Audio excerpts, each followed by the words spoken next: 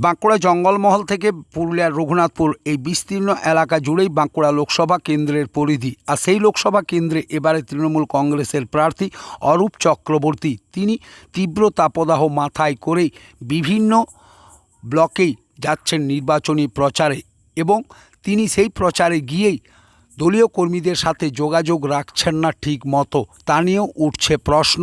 বিভিন্ন ব্লকের ব্লক সভাপতিরা অভিযোগ করছেন এইভাবেই সংবাদ মাধ্যমের কাছে, যদিও তারা সংবাদ মাধ্যমের কাছে সরাসরি মুখ খুলতে চাইছেন না। মুখ খুললেই রোষানলে পড়তে হবে বলেও মনে করছেন অনেকেই।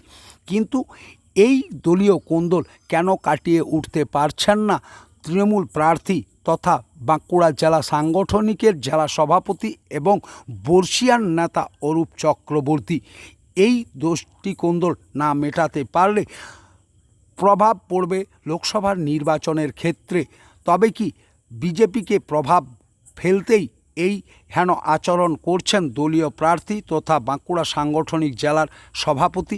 এ নিয়েও উঠছে নানান মহলে নানান প্রশ্ন। সামনেই নির্বাচনের আগে গোষ্ঠীকোন্দল না মেটাতে পারলে ফল খারাপ হবে।